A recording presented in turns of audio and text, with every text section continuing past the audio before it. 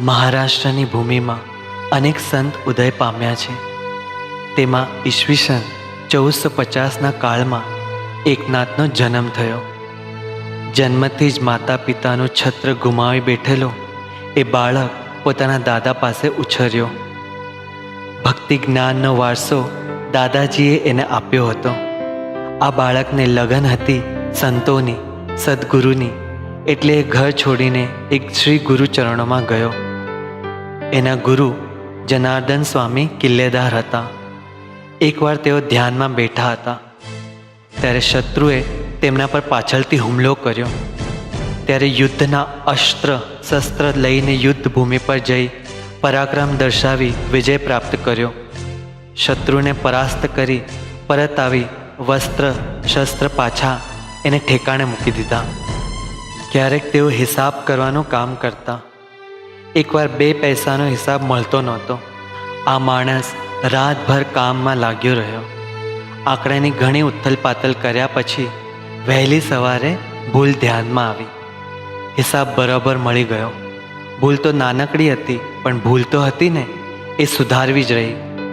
પ્રામાણિકતા જળાવવા માટે કેટલીક મહેનત પણ કરવી પડે, તે કરવી જ પડે અને કરવી જ જોઈએ. એ આ દૃષ્ટાંતથી શીખવ્યું છે. એકવાર તેઓ યાત્રાળુઓના એક સમૂહ સાથે કાશી યાત્રાએ ગયેલા. વાહન સાધન ન હોવાથી એ સમયે યાત્રા ઘણી કઠિન રહેતી. સઘળો પ્રવાસ પગપાળા પર જ ચાલતો. કાશી પહોંચીને વિશ્વેશ્વરના દર્શન કર્યા. કાવડમાં ગંગાજળ ભરી સર્વ રામેશ્વર જવા નીકળ્યા. કાશીનું ગંગાજળ રામેશ્વરને અર્પણ કરવાથી, ચઢાવવાથી યાત્રાનું મહાપુણ્ય પ્રાપ્ત થાય છે, એવી માન્યતા હતી. કાશી હતી ઉત્તરમાં અને રામેશ્વર છેક દક્ષિણમાં છેવાડે. ઉનાળાના દિવસો હતા. અંગમાંથી આગ જર્જરતી હતી. સર્વ થાક્યા પાક્યા જેમ તેમ ચાલતા આગળ વધી રહ્યા હતા. એવા બળબળતા બપોરે રસ્તાની વચ્ચે એક ગધેડો તડપતો રહ્યો. એને તરસ લાગી હતી, પણ એના પર કોણ ધ્યાન દેનાર હતું? ગધેડાને એકનાથે પાણી માટેની એક વ્યાકુળતા જોઈ, તરવરાટ જોયો. એમને થયું કે જો પોતાની પાસે એ ગંગાજળ એ મૂંગા પ્રાણીને પીવડાવશે, એની તરસ સમાઈ જશે, એને આત્માને શાંતિ અનુભવશે. એમ વિચારીને એમણે ગંગાજળનો એક કળશ કાઢ્યો અને એ ગધેડાના મુખ પર જળ રેડ્યું. ઘડાને ખાલી કરતાં બચેલું થોડું પાણી એના શરીર પર રેડ્યું. તરસ સમાતા તે ગધેડો ઉઠીને ચાલી ગયો. બીજા યાત્રાળુઓને આ જોઈને ગુસ્સો આવ્યો. ધર્મ ભ્રષ્ટ કરનાર, ધર્મને ડૂબાવનાર એમ એકનાથની એમણે નિંદા કરી. એકનાથે તેમને સમજાવ્યું કે સગળું સાંભળા વિઠ્ઠલે આપણને આ ગધેડાના રૂપમાં દર્શન દીધા, આપણી પરીક્ષા લીધી. તેમણે આગળ સમજાવ્યું કે સર્વ વ્યક્તિમાં એક સમાન આત્મા હોય છે. એની તૃષા સમાવી એટલે તેની આત્માને માન આપવું, એને રામેશ્વર સમજો. હવે હું આગળ સાથે આવનાર નથી, એમ કહી એકનાથ પેઠણ પાછા ફર્યા. એકનાથની આ ઘટના સર્વવ્યાપી થઈ ગઈ. લોકોના મનમાં એમના પ્રત્યેનો આદર બમણો થઈ ગયો. પ્રાચીન કાળના એ સમયમાં કેટલાક ખોટા ખરાબ રૂઢિરિવાજ સમાજમાં પ્રચલિત હતા, જે બદલાવાની જરૂર હતી. એ માટે એમણે લોક સાહિત્યનો ઉપયોગ કર્યો. ભારૂડ લખીને એમણે સમાજના નાના મોટાને ખૂબ હસાવ્યા. માત્ર હસાવ્યા એટલું જ નહીં, હસતા હસતા એણે ઉપદેશ પણ આપ્યો. બધાને એ ખૂબ પસંદ પડ્યા. એમનું એ ભારૂડ તમે સગળાએ સાંભળ્યું જ હશે. એ છે વિંસુ ચાવલા, વિંસુ ચાવલા.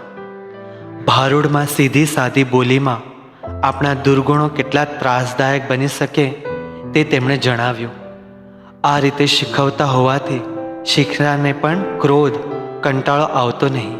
આમ હસતા રમતા શીખવવા માટે ગવલણી, વાસુદેવ, પિંગળા, ભૂતિયા એવા કેટલાય ખેલ દ્વારા એણે બૌદ્ધ ઉપદેશ આપ્યો.